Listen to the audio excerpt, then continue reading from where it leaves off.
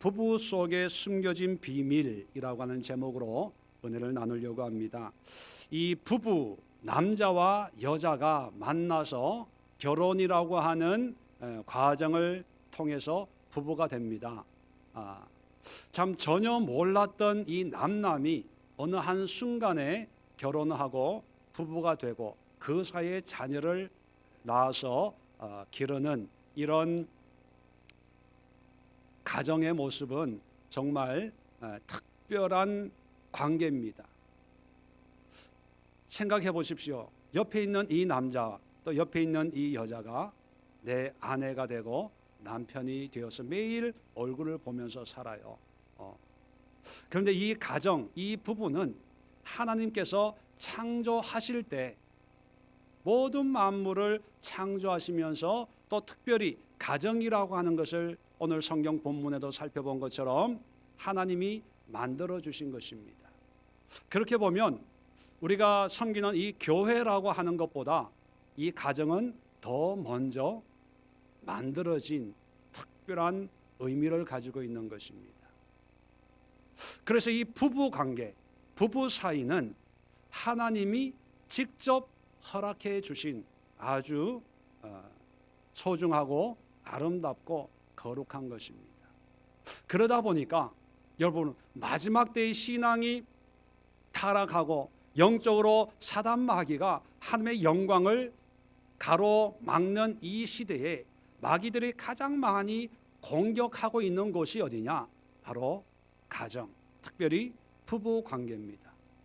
물론 교회도 특별한 의미를 가지고 있지요. 그러나 교회는 그래도 여러 사람들이 모여서 힘을 합쳐서 기도하고 또 섬기고 예배드리고 그렇게 교회를 지켜나가고 있습니다. 그래서 어려움은 있지만 그래도 교회는 부흥하고 또 성장하고 있습니다. 그런데 정작 교회보다 먼저 만들었고 또 하나님의 특별한 의도를 가지고 만드는 이 부부, 가정은 그렇게 기도를 하지 않아요. 그렇게 중요하게 생각을 하지 않습니다. 또 하나, 제가 한국에서 목회를 하고 또 신앙생활을 하면서 느끼는 바인데, 요즘에는 그렇지 않겠지만 한때 어떤 분들이 많았냐면 목사님들이나 부흥 강사님들이 설교를 하면서 어떤 뉘앙스로 설교를 많이 했냐면 교회를 위해서 가정이 희생을 해야 된다라는 그런 생각을 가지고 있었습니다. 그래서 믿지 않는 남편, 믿지 않는 아내가 있지만 교회를 세우기 위해서 헌신하고 또 헌금하고 또 기도하고 가정보다는 교회를 사랑하는 그런 마음이 강했었습니다. 그리고 어떤 목사님들을 보면요, 가정을 희생시켜서 아내는 병들고 자녀들은 여러 가지 상처가 있지만 오직 하나님, 그러면서 목회에 교회에 올인을 하면서 이것이 하나님 앞에 부름받은 목회자의 사명이다, 그렇게 목회하는 분을 직접 가까이서 본 적이 있었고, 저 또한 처음에는요, 가정을 희생시키고 하나님이 나를 목회자로 불렀기 때문에 하나님이 주신 교회를 위해서 모든 걸 다 쏟아야 된다. 그래서 목회를 위해서는 가정이 희생당하는 그것이 어쩔 수 없는 목회자의 운명, 목회자 가정이 겪어야 될 그런 고난이다, 이렇게 생각했던 적도 없지 않아 있었습니다. 여러분들은 어떤 생각을 가지고 여러분의 가정을 세워나가고 있습니까? 한 예를 들면 여러분, 어떤 가정이 휴가를 보내려고 비행기를 타고 외국으로 갑니다. 가다가 보면 비행기가 막 흔들릴 때가 있잖아요. 이 이상 기류를 만나가지고 막 흔들리는데, 너무 흔들리다 보면 이제 비상시에 비행기 위에서 이렇게 산소 마스크가 뚝 떨어져요. 위기 상황이죠. 자, 그럴 때 부모들은 그 산소 마스크를 누구에게 제일 먼저 씌워줍니까? 자동적으로 나오잖아요. 자식들. 근데 여러분, 비행기 타기 전에 그 안내 방송을 합니다. 뭐 벨트를 매고 비상시에 뭐 이렇게 하라고. 거기 잘 보면 위기 상황에 비상시에 산소 마스크를 자녀들에게, 노약자에게 씌워주는 게 아니에요. 남자 건강한 어른에게 먼저 씌워줘요. 먼저 남편에게 씌워주고 아내에게 씌워주고, 그리고 나 제일 마지막에 자녀들에게, 노약자에게 씌우는 거예요. 왠지 아세요? 건강한 사람이 마스크를 쓰고 그래야 다른 사람을 도울 수 있기 때문에. 남편이 세워지고 아내가 세워져야 자녀들이 세워지는 거예요. 그런데 오늘날 보면 거꾸로 됐어요. 쉽게 하는 얘기 있잖아요. 이 인간하고 사는 것은 뭐 때문에 사는 거다? 자식 때문에 사는 거다. 자식 때문에. 이 자식만 아니면 이거 발로 차버렸는데 이게 잘못된 거예요. 여러분, 한때 기러기 아빠라는 말이 유행했지 않습니까? 전 세계에 기러기 아빠라는 용어가 유일하게 한국에 존재했는데, 이건 물론 우리의 정서적으로는 충분히 이해가 되니까 그렇게 사는 분들이 많이 계셨겠죠. 그런데 성경적으로나 외국의 사람들의 눈에는 이해가 안 되는 거예요. 어떻게 자녀 교육을 위해서 10년 동안 남편은 라면 끓여 먹고 아내는 캐나다에서 골프 치고, 이거 이해가 안 되는 거예요. 이해가. 성경적으로 봐도 이거는 말도 안 되는 거예요. 말도 안 되는 거. 자, 그래서 여러분, 오늘 부부라고 하는 이 문제를 한번 다루려고 합니다. 남자와 여자가 만나서 결혼을 해서 부부가 되는 것, 이거는 생물학적인 어떤 의미고요. 성경에는 이 부부 속에 우리가 익히 알지 못한 놀라운 비밀이 담겨져 있습니다. 이 비밀을 한번 제가 여러분들에게 공개하려고 합니다. 여러분들이 가지고 있는 그 평소의 생각과 성경에서 말씀하고 있는 부부의 숨겨진 비밀, 얼마나 가까운 그런 모습으로 가정생활을 하고 있는가, 여러분 스스로가 한번 점검해 볼 수 있는 기회가 될 수 있기를 바랍니다. 첫 번째, 이 부부 속에는요, 인간 창조의 비밀이 숨겨져 있습니다. 창조의 비밀. 다시 말하면 왜 하나님은 사람을 만들었을까? 더 나아가서 왜 하나님은 남자와 여자를 만들었을까? 여기 된 비밀이 부부 속에 있어요. 자, 그래서 부부 관계를 통해서 궁극적으로 뭐를 깨달을 수 있냐면, 나는 왜 존재하는 것일까? 존재의 이유, 존재의 의미를 깨달을 수가 있다는 것입니다. 자, 성경으로 돌아갑니다. 자, 2장, 창세기 2장 7절 보면, 여호와 하나님이 땅의 흙으로 사람을 지으시고 생기를 그 코에 불어넣으시니 사람이 생명이 되니라. 자, 최초의 아담의 창조를 얘기하고 있습니다. 자, 이 아담을 창조하시고 8절에 아담을 에덴 동산에 거기 두셨습니다. 그리고 9절부터 14절까지는 에덴 동산의 모양과 모습을 설명해 줍니다. 삶의 배경을 설명해 주는 거죠. 자, 배경을 설명해 주고 있다가 15절 16절에는 자, 여호와 하나님이 그를 이끌어, 자, 아담을 이끌어서 에덴 동산에 두시고, 자, 말씀합니다. 그것을 경작하며 지키게 하고, 자, 경작하고 지킨다, 한마디로 얘기하면 사명을 주는 거예요. 에덴 동산을 관리하는 사명을 주는 거예요. 자, 그리고 16절 17절에는 여호와 하나님이 그 사람에게, 아담에게 말합니다. 뭐라고 얘기하냐면, 동산 각종 나무의 열매는 내가 임의로 먹되 선악을 알게 하는 나무의 열매는 먹지 말라. 내가 먹는 날에는 반드시 죽으리라. 그렇게 말씀을 합니다. 이게 무슨 뜻일까요?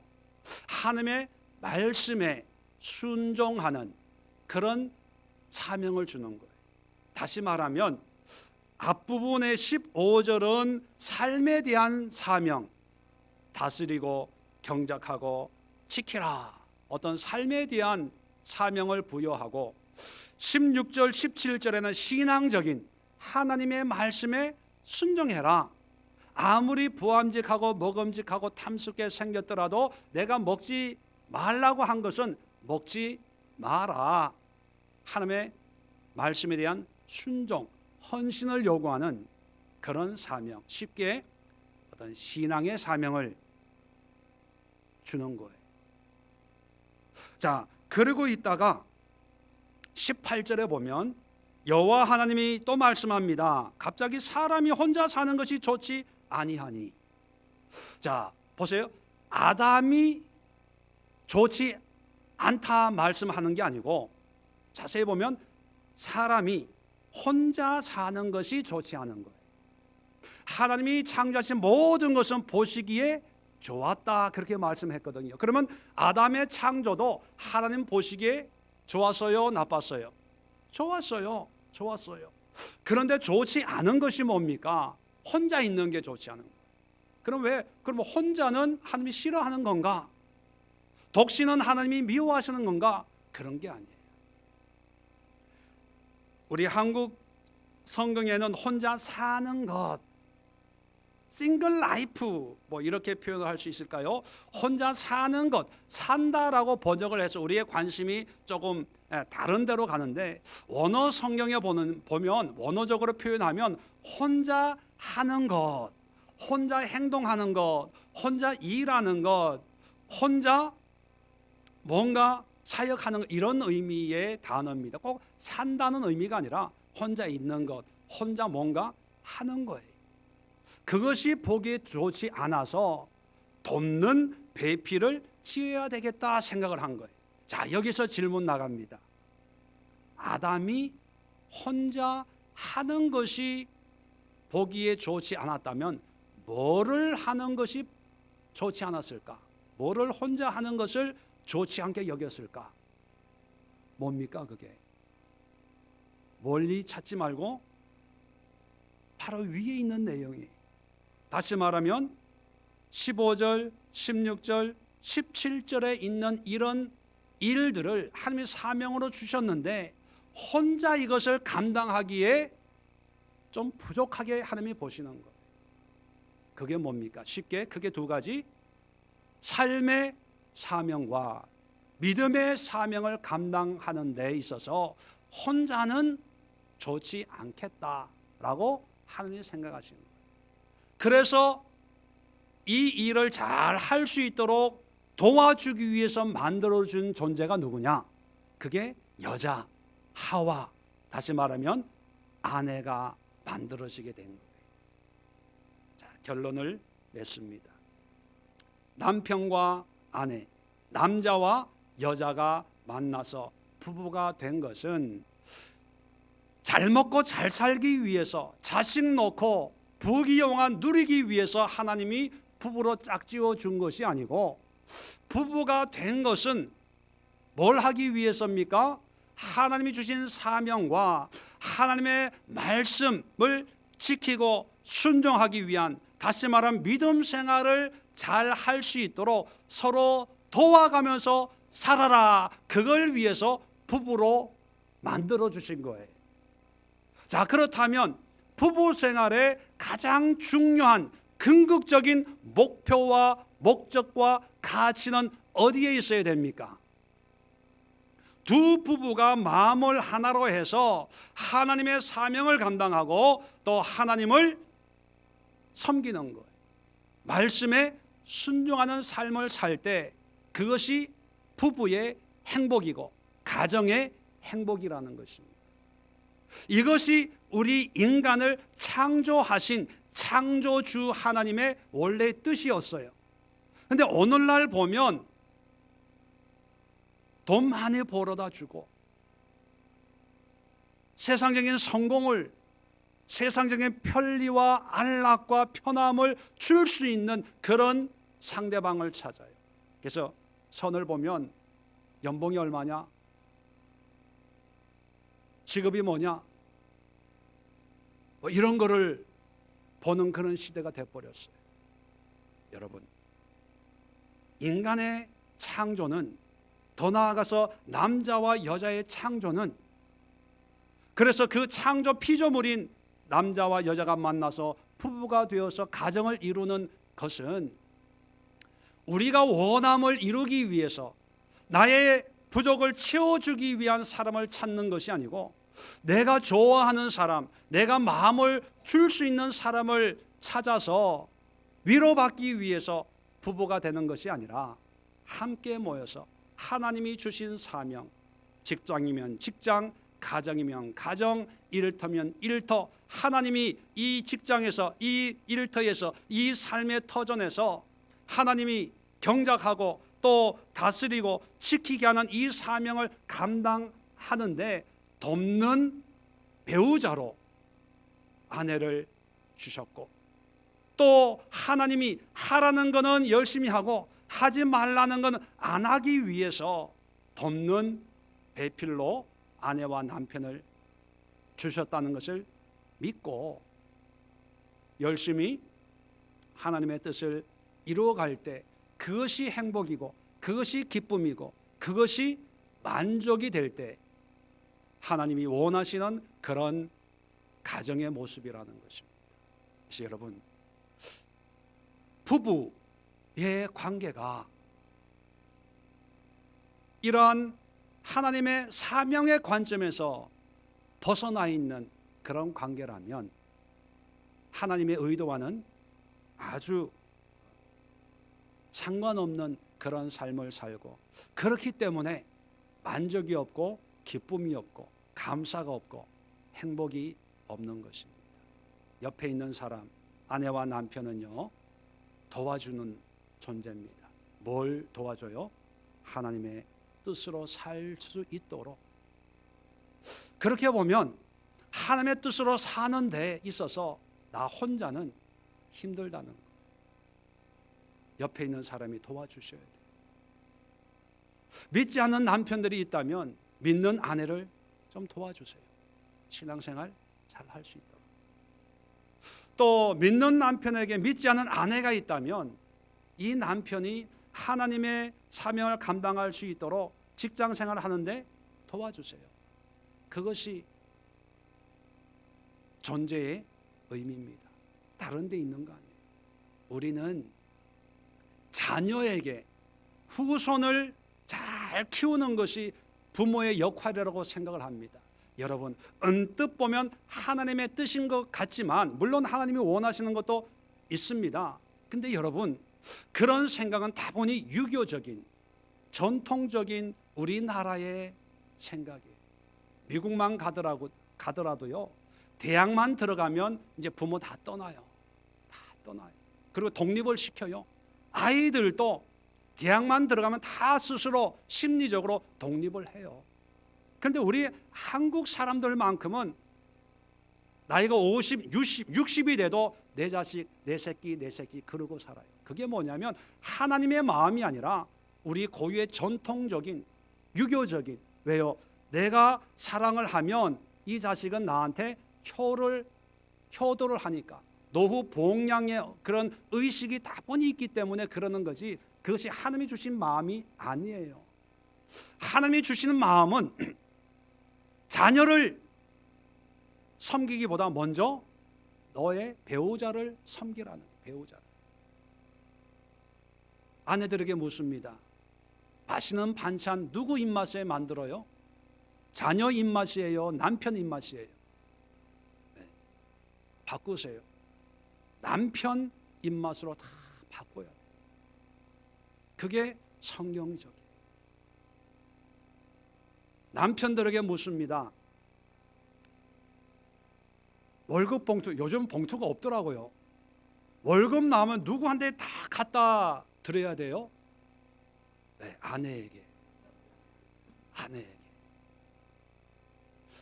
남편들이 또 묻습니다. 핸드폰 비밀번호 잠궈 놓은 거 아내가 알아요, 몰라요? 다 알죠? 네, 모르는 분들은요, 알려주세요. 왜요? 그게 잘못된 거예요. 왜 아내가 남편 핸드폰을, 물론 볼 일도 없지만 볼까봐 비밀번호 만들어 놓고 모르게 한다. 이거는 숨기고 싶은 게 있는 거거든요. 부부는요, 돕는 사람들에게 서로 돕는 사람이기 때문에 비밀이 있으면 안 돼요. 비밀이란 것은요, 도움을 원하지 않는 부분이거든요. 닫아놓은 부분이 있기 때문에 그것은 하나님 보시기에 합당한 모습이 아닙니다. 비밀번호를 락을 풀 수는 없지만 알려주세요. 여러분, 알려줘도 일부러 그거 보고 그러지 않아요. 그냥 비밀이 있으면 안 되기 때문에. 자, 두 번째 비밀이 있습니다. 이것은 뭐냐면 하나님과 나와의 관계가 바로 부부 관계랍니다. 다시 말씀드리지만 부부 관계는 남자와 여자의 관계로 끝나는 게 아니고요, 이 부부 관계가 하나님과 더 나아가서 하나님과 믿는 모든 사람의 공동체, 뭡니까? 교회. 하나님과 교회의 관계와 똑같다는 거예요. 자, 성경을 보면 하나님이 부부를 통해서 가정을 만들어 주었어요. 그래서 아담은 남편이 되고 하와는 아내가 되지요. 자, 그리고 그 뒤에 자녀들이 나옵니다. 자, 이런 가정의 모습을 먼저 우리에게 보여주고 그 다음부터 하나님은 우리에게 기도할 때 하나님을 어떻게 부르라고 가르쳐 주셨습니까? 아버지라고 부르도록 하셨습니다. 그리고 하나님은 우리를 자녀로 삼으셨다, 성경이 기록합니다. 여러분, 세상에 많은 종교들이 있습니다. 그 종교들이 가지고 있는 어떤 초월자, 어떤 신의 존재가 그 자기를 믿는 인간들을 향해서 아버지라고 불러라, 내가 너를 자녀라고 부르겠다라고 한 그런 신들은 없어요. 부처가 우리에게 아버지라고 불러라 그랬습니까? 마호멧이 그랬나요? 마호멧을 믿는 사람이 그랬다면 난리가 납니다. 왜요? 초월적인 신적인 존재는 신적인 존재고 우리 인간은 인간이에요. 함부로 부를 수 없는 그런 존재입니다. 그런데 하나님만큼은 우주 만물을 창조하신 창조주가 아버지라고 불러라, 그렇게 우리에게 얘기를 해줘요. 더 나아가서 성경은 하나님이 우리의 남편이다, 이렇게 말씀합니다. 예레미야 3장 14절 보면 여호와의 말씀이니라, 배역한 자식들아 돌아오라, 나는 너의 남편임이라. 하나님이 남편이면 우리는 뭐가 되는 거예요? 옆집 아줌마가 되는 게 아니라 아내가 되는 거예요. 아내와 남편 부부 사이라는 거예요. 자, 이사야 54장 5절에도 이는 너를 지으신 이가 내 남편이시라, 그의 이름은 만군의 여호와이시며, 그렇게 말씀합니다. 호세아 2장 16절에도 여호와께서 이르시되 그날에 내가 나를 내 남편이라 일컫고, 신약에 오면 마태복음 25장에 보면 신랑을 맞이하는 열처녀의 비유를 얘기합니다. 예수님이 신랑이고 우리는 그의 신부로 비유를 하죠. 그리고 더 구체적으로 고린도후서 11장 2절에 보면 바울이 이렇게 얘기합니다. 내가 하나님의 열심으로 너희를 위하여 열심을 내노니 내가 너희를 정결한 처녀로 한 남편인 그리스도께 드리려고 중매함이로다. 예수님이 신랑이고 우리는 신부로 이렇게 중매하는 입장이라는 거예요. 자, 요한계시록 마지막에 보면 구원받은 사람들의 모습을 이렇게 표현하고 있습니다. 또 내가 보매 거룩한 성 새 예루살렘이 하나님께로부터 하늘에서 내려오니 그 준비한 것이 신부가 남편을 위하여 단장한 것 같더라. 신부와 신랑의 비유를 하면서 구원받은 사람들이 예수님을 만나는 그런 모습으로 묘사하고 있습니다. 여러분, 이게 놀라운 거예요. 왜 가정을 창조하셨을까? 하나님의 모습을 설명해 주기 위해서. 내가 너의 아버지야, 내가 너의 남편이야, 너는 내 아내야. 세상에 수많은 종교들이 있지만 유일하게 하나님이 우리에게 그걸 보여주기 위해서 부부 관계를 만들어 주신 거예요. 그러면 부부 관계를 보면 뭐를 알 수 있다? 두려워서 말 꺼내기가 좀 부담스럽죠? 나와 하나님 관계를 알 수가 있어요. 이건 제 얘기가 아니라, 자, 에베소서 5장을 한번 열어보십시오. 이건 모두가 찾아보셔야 될 성경 말씀입니다. 에베소서 5장 22절입니다.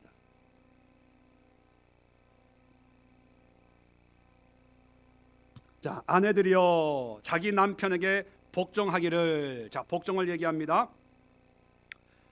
25절에 남편들아 아내 사랑하기를. 자, 부부 관계를 설명을 해요. 자, 부부 관계를 설명을 하는데 뭐를 가지고 설명을 하냐면 22절에 주께서 주께 하듯 하라. 이는 남편이 아내의 머리됨이 그리스도께서 교회의 머리됨과 같음이니 그가 바로 몸의 구주시라. 자, 아내와 남편의 관계를 뭐로 비유합니까? 그리스도와 교회의 관계로 비유하는 거예요. 왜요? 똑같기 때문에 비유하는 거예요. 자, 25절에 남편들에도 얘기합니다. 사랑하기를. 자, 뭐와 비유하냐면 그리스도께서 교회를 사랑하시고 그 교회를 위하여 자신을 주심과 같이 하라. 부부 관계가 뭐와의 관계라고요? 그리스도와 교회와의 관계와 똑같아요. 남편이 아내 사랑하는 것이나 예수님이 교회를 사랑하는 것이나 아내가 남편을 존경하는 것이 교회가 예수님을 존경하고 섬기는 것하고 차이가 있다 없다? 없어요. 없어요. 자, 29절. 그래서 누구든지 언제나. 자, 누구든지는 예외가 있다는 거예요, 없다는 거예요? 없어요. 언제나는 할 때가 있고 안 할 때가 있다는 거예요, 없다는 거예요? 없어요. 누구든지 언제나 항상 때와 환경과 상황 관계없이 그런 뜻이에요.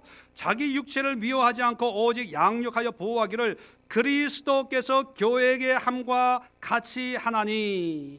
자, 그리스도께서 교회에게 함과 같다는 것은 곧 다른 말로 하면 뭐와 뭐 사이에도 이렇게 해야 된다는 거예요. 남편과 아내 사이에도 누구든지 언제나 항상 이유 불문하고 양육하고 보호하는 이런 관계를 유지해야 된다는 거예요. 자, 30절입니다. 우리는 그의 지체임이라. 왜 그렇게 해야 됩니까? 하나님의 지체니까. 뗄 수 없는. 머리가 그렇게 하는데 손발이 그렇게 하는 게 당연하지 않냐, 그거예요. 자, 한 걸음 더 나갑니다. 31절에 그러므로 사람이 부모를 떠나 그의 아내와 합하여 둘이 한 육체가 될지니. 아니, 어디서 많이 들어본 성경 말씀 아닙니까? 처음 들어봤는데 이러면 문제가 큰 거예요. 어디서 들어봤어요, 이 말씀? 예? 오늘 본문에 아까 같이 읽었잖아요. 창세기 2장에 아담과 하와가 만나가지고 부부가 되면서 하신 말씀이 남자가 부모를 떠나 아내와 합하여 한 몸을 이룰지니라. 그 말씀을 인용하고 있는 거예요. 자, 이 말씀을 딱 보는 순간 우리는 누구를 생각합니까? 부부 관계. 그죠? 아, 부부 결혼했으니까 이제 한 몸이다 라고 하는데 이것은 비밀이 아니라 지식입니다. 지식. 성경 공부를 하면 알 수 있는, 창세기 2장을 읽어보면 알 수 있는 내용이에요. 그런데요, 32절에 이 비밀이 크도다. 이게 비밀이래, 비밀. 남자와 여자가 결혼해서 부부가 되는 것은 비밀이 아니고 상식이에요. 이건 아프리카 원주민들도, 마사이 부족도, 저기 남미에 있는 인디언들도 남자가 여자가 만나서 결혼하면 부부가 된다는 것은 상식이에요. 상식은 비밀이 아니지요. 근데 왜 이 비밀이 크다라고 했을까요? 그 뒤에 있습니다. 밑줄 그어놓으세요. 중간고사에 조만간 시험이 나옵니다. 이 비밀이 크도다. 나는 그리스도와 교회에 대하여 말하노라. 여러분 22절부터 뭐에 대해서 얘기하고 있는 거예요? 아내와 남편 부부 관계를 얘기하고 있는 거예요. 그런데 그 부부 관계를 얘기하는 대표적인 성경 구절 창세기 2장에 있는 이 말씀을 인용하면서 이것은 부부 관계의 문제만이 아니라 그리스도와 교회의 관계가 이와 같다. 이게 비밀이라는 게 비밀. 여러분 그렇다면 여러분이 아내와 남편의 부부 관계가 있다면 그 속에 비밀이 있어요. 그 비밀은 뭐냐면 이 여자와 이 남자가 결혼해가지고 내 남편, 내 아내가 됐다는 것이 비밀이 아니고 이 남편과 아내 이 사이에 뭐가 있다는 게 비밀입니까? 그리스도와 교회가 있다는 게 비밀이라는 거예요. 이게 비밀. 이해가 되시겠어요? 여러분 아내 얼굴 한번 쳐다보세요.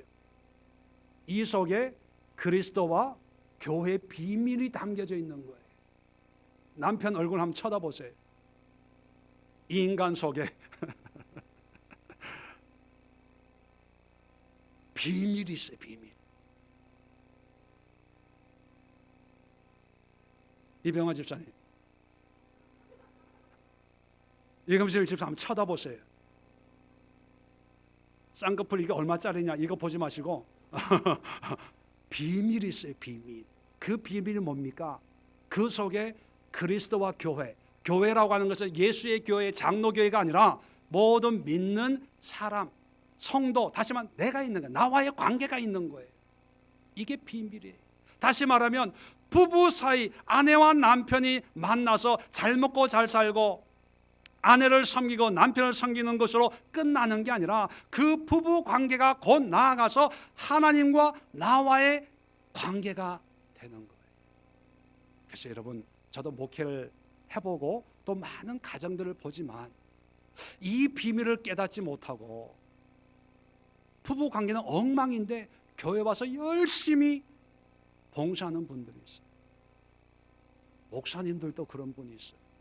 한때 저도 그랬습니다. 자수합니다. 저 같은 경우에는요, 부부 관계가 안 좋잖아요. 그러면 교회 와서 더 열심히 기도해요. 왜? 하나님 미안해요. 아내의 마음을 만질 수 있는 능력은 없네요. 대신에 내가 더 기도할게요. 더 열심히 사역할게요. 더 열심히 헌신할게요. 막 집에서 싸우면요, 교회 가서 왜? 이거라도 열심히 해야지. 그리고 이렇게 함으로 해서 나의 약함을, 부족함을 하나님 좀 용서해 주시지 않을까, 좀 이렇게 평균시켜 주시지 않을까, 그런 생각을 가지고 있었어요. 그래서 열심히, 아니 미국에서 개척해가지고요 3년 반 만에 건축을 했다니까요. 여러분 나를 뜨문뜨문 보지만 내가 한때 그런 사람이었어요.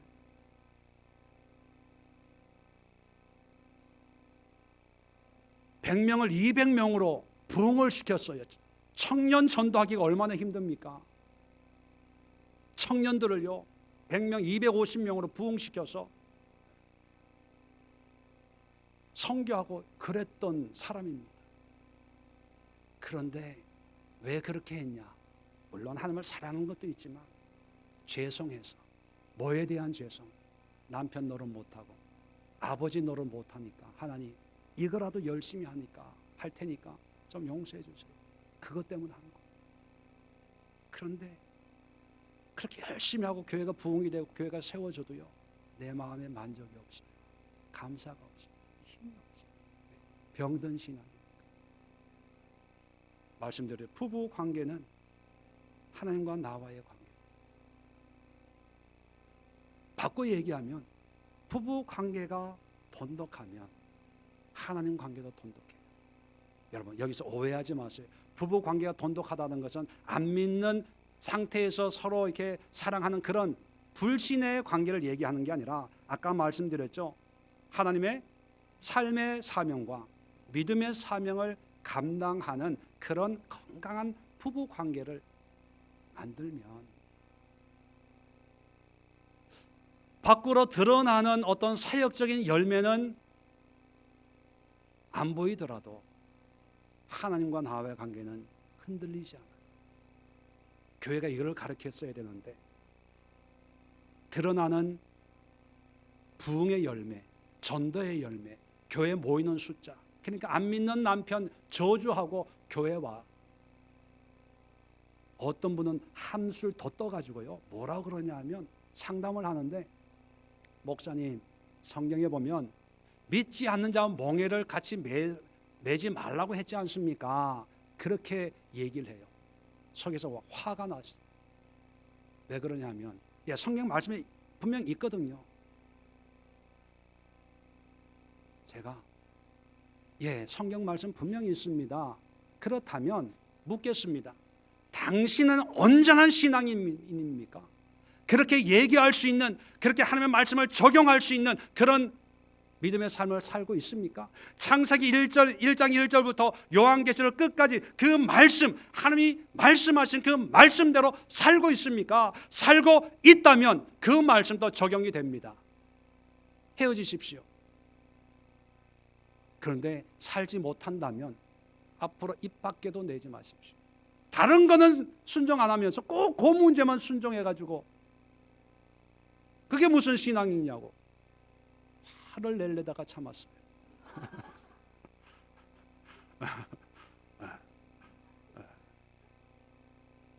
여러분, 부부 관계가 영적인 관계예요.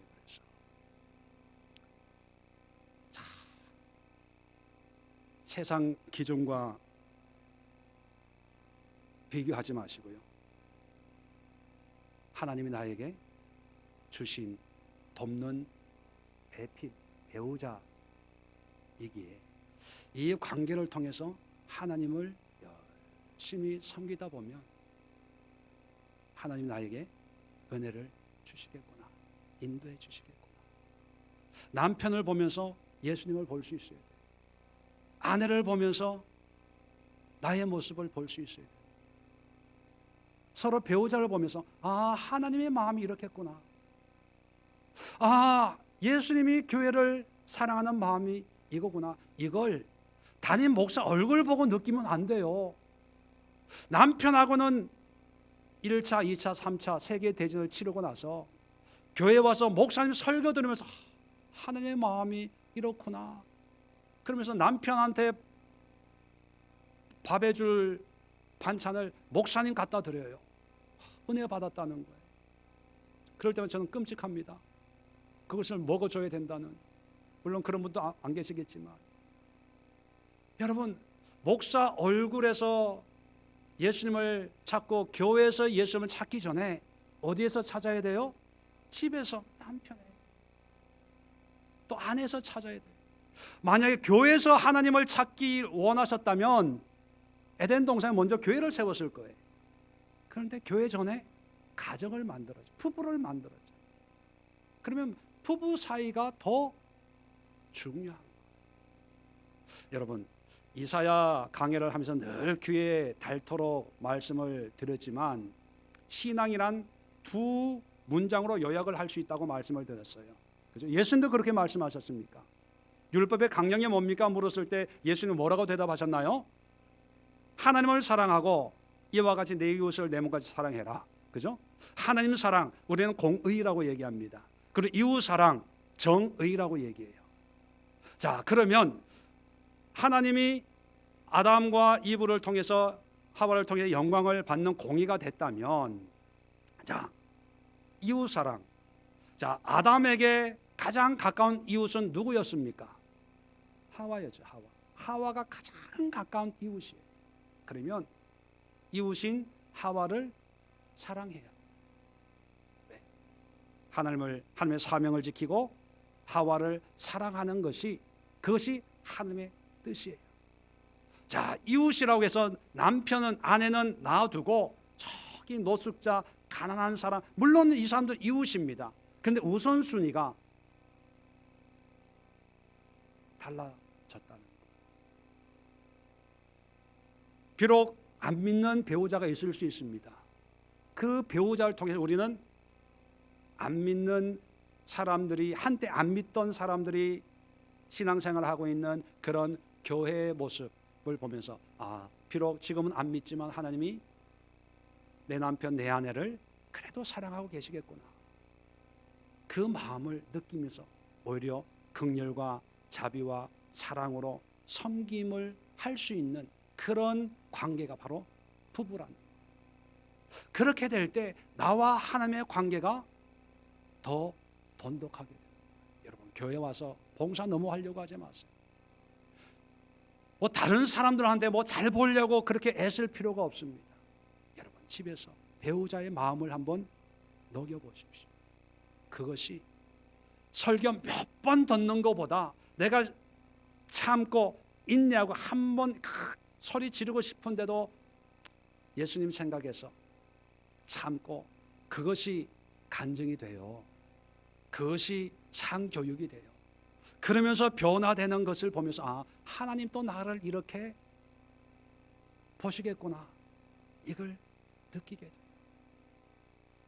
여러분, 부부의 비밀 두 번째 뭐라고요? 이 속에 예수님과 교회가 숨겨져 있습니다. 마지막 세 번째 비밀이 있습니다. 부부 속에는요, 하나님의 성품이 담겨져 있어요. 성품. 자, 다시 성경 본문으로 돌아갑니다.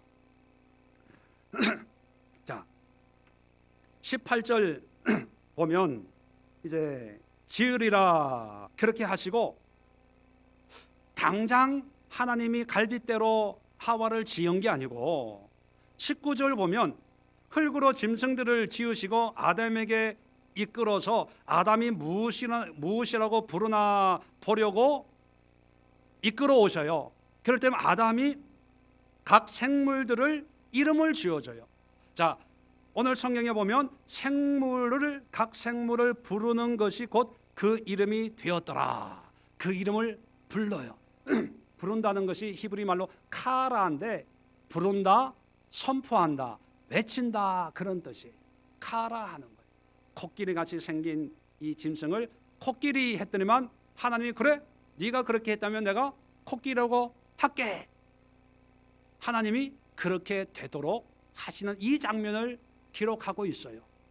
자, 그러고 있다가 하와를 만들고, 자 22절에 갈빗대로 여자를 만드시고 그를 아담에게로 이끌어 오시니, 자, 이끌어 온다는 이 말씀과 19절에 있는 생물들을 그것들을 그에게로 이끌어 가시니 똑같은 단어예요. 자, 그렇다면 생물들을 아담에게로 이끌어 가시는 의도나 갈빗대로 여자를 만들고 아담에게로 이끌어 가는 하나님의 의도나 똑같아요. 뭐 하기 위해서요? 아담이 어떻게 부르나 보기 위해서. 자, 아담이 부르면 어떻게 되는 거예요? 그대로 되는 거예요. 그러니까 여자를 보고 23절에 아담이 이르되 이는 내 뼈 중에 뼈 살 중에 살이라 이것을 남자에게서 취하였은즉 여자라 부르리라. 그랬더니만 뭐가 된 거예요? 여자가 된 거예요. 여자가 된 거예요. 카라 하니까 하나님이 곧 그 이름이 되었더라. 여러분, 이름이라는 것이 뭐냐면 어떤 대상의 존재의 의미 또는 가치거든요. 마이크라고 하는 것은 마이크라고 이름을 붙이는 순간 마이크의 기능과 역할을 하는 거예요. 지난주에 어떤 집사님이 저한테 전화가 와가지고 어떤 제품 이름을 붙이려고 하는데 이것이 성경적으로 어떤 뜻입니까? 물어봐요. 그래서 제가 찾아보니까 그거하고 좀 의미가 달라요.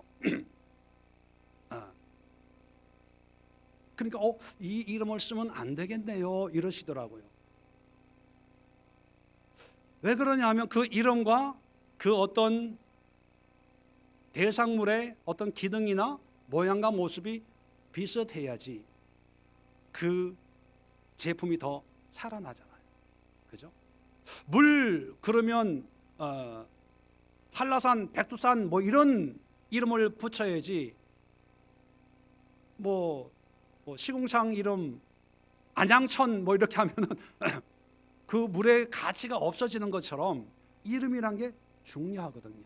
그래서 하나님이 아담에게 어떻게 이름을 붙이냐 궁금해가지고 코끼리를 끌고 오는 거예요. 그러니까 코가 기니까 이것은 코끼리라 합시다 했더니만 하나님이 그래 네가 코끼리라고 붙여서 그래 코끼리라고 하자 결제를 하는 거예요. 표범, 이건 물론 아담이 한국 사람이 아니기 때문에 어떻게 했는지 모르겠지만 하여튼 표범, 그래 그럼 표범. 윤상석, 그래 늘 상석을 좋아하니까 윤상석이라고 하자. 또 오해이, 그래 늘 아름다움을 유지하고 있으니까 오해이라고 하자. 아담이 부르는 대로 하나님이 그렇게 의미를 부어주시는 거예요. 자, 이해가 됐죠? 그런데 어느 날 갑자기 자고 일어났더니만 어떤 여자라고 이름을 붙이기 전에 어떤 사람 하나가 서 있는 거예요.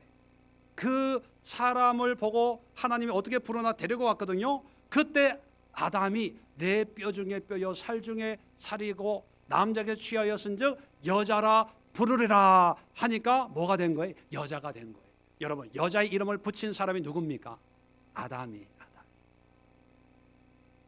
이게 무슨 뜻이냐면요, 살아보고 붙였어요? 살아보기도 전에 붙였어요?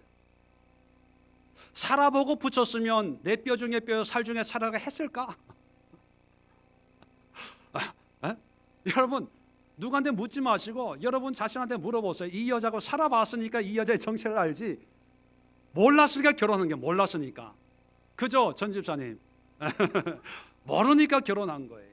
아담도요, 살아보기 전에 내 뼈 중에 뼈요 살 중에 살이라 그래서 여자라 이름을 붙이니까 그런 존재의 의미가 된 거예요.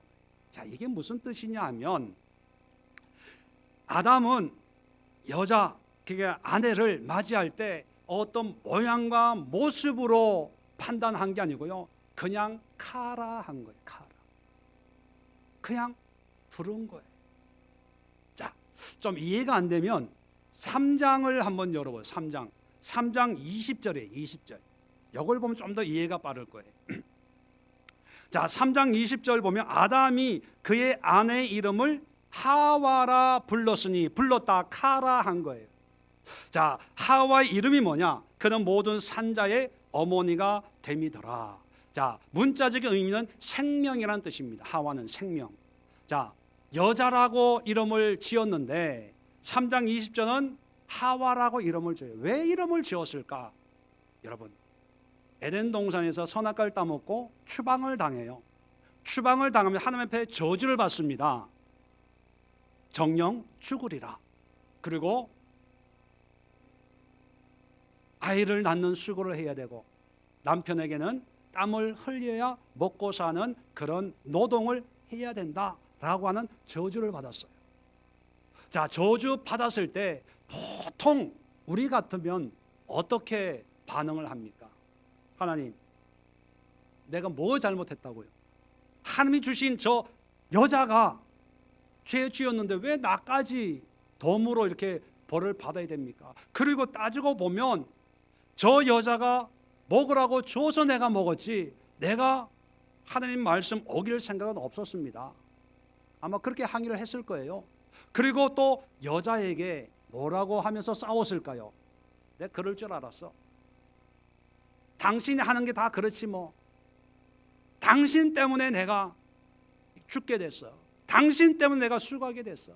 당신 때문에 다 뺏겼어. 회사도 못 다니고 뭐도 못하고 지금 이제 앞으로 뭐 먹고 살지 까마득해. 이제 당신이 돈 벌어와. 나 못해.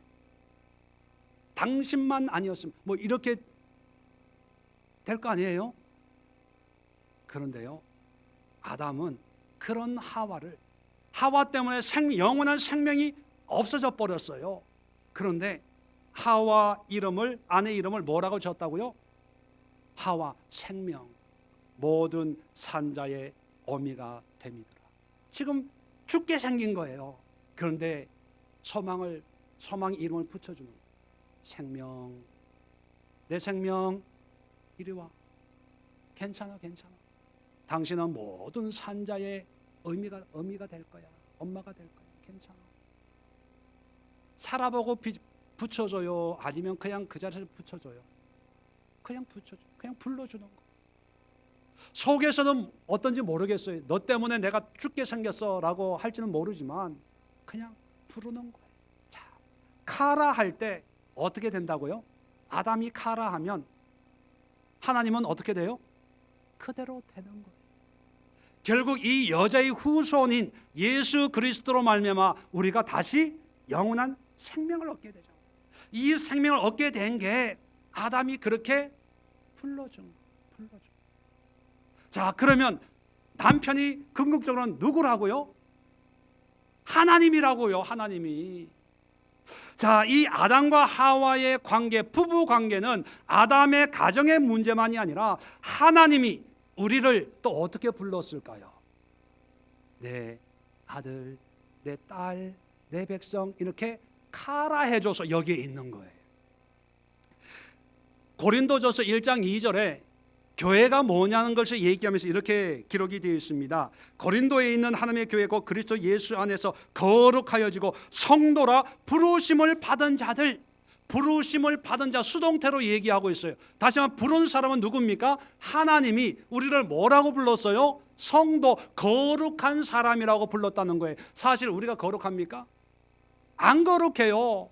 더러워요. 음란해요. 사기꾼들이에요. 도둑질하고 날강도들이에요. 그런데 하나님이 카라해 주시는 거예요. 성도라고요.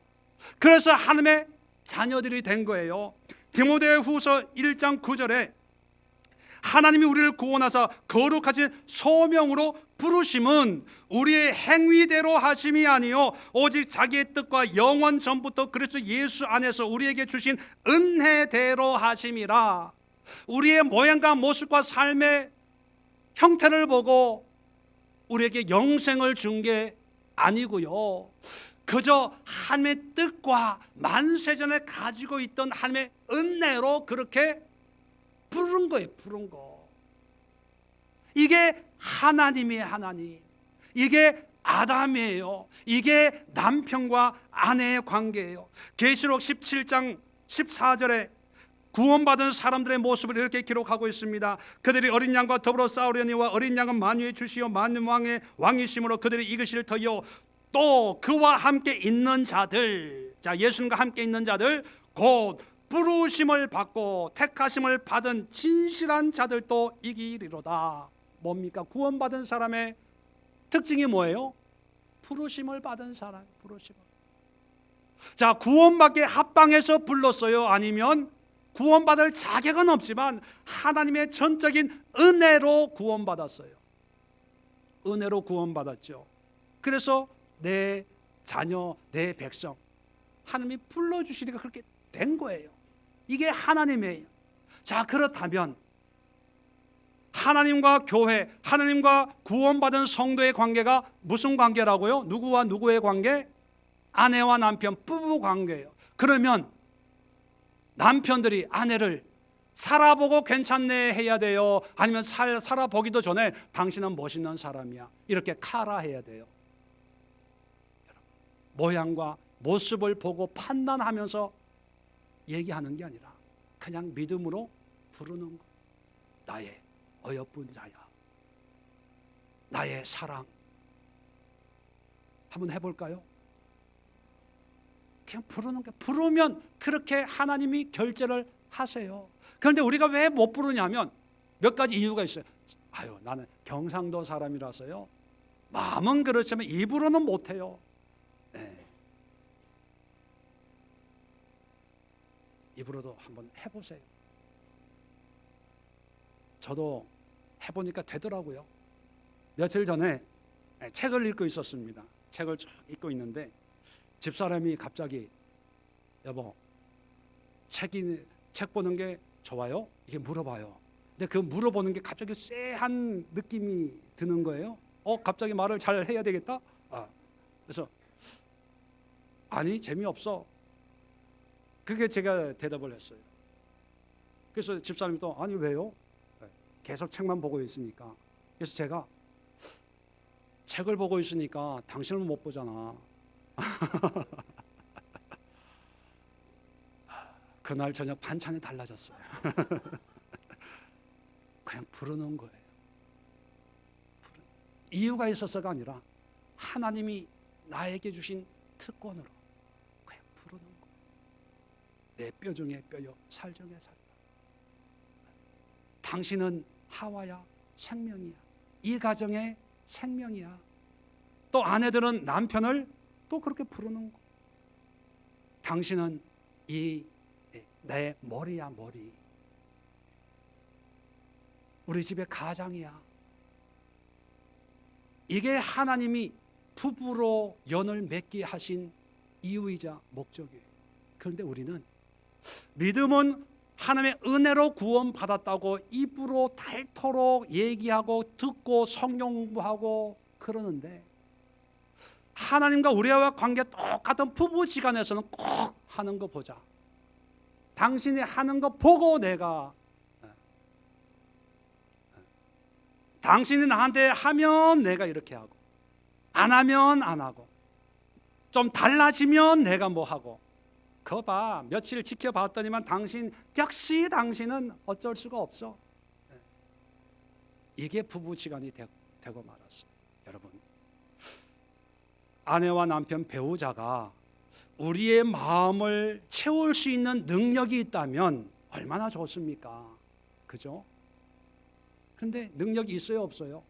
없어요. 없는데 왜 남편에게 그렇게 희망을 가지고 계세요? 남편에게 가지고 있는 그 희망을 반의 반만이라도 하나님을 향한다면 아마 큰일을 해도 큰일을 했을 거예요. 남편한테, 아내한테, 배우자들한테 상처받으면서도 그래도 희망의 끈을 놓지 않는 게 뭐냐면, 내 기준에 맞는 어떤 삶으로 변화될 것을 기대를 해요. 변화되면 기뻐하고 잘한다 그러고 반찬도 맛있게 하고 뭐 옷도 한 벌 사주고, 안 되면 그때부터 잔소리에다가 이러쿵저러쿵. 그건 부부가 아니에요. 따라합시다. 적과의 동침. 하나님 안에서의 부부는요, 내 기대에 못 맞추더라도 하나님이 주신 은혜로 그냥 여겨주는 거예요. 받아주는 거예요. 그냥 불러주는 거예요. 술 먹고 들어와도요, 수고했어요, 잘했어요.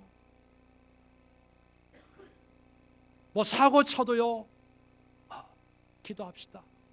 하나님이 은혜를 베풀어 주시겠죠.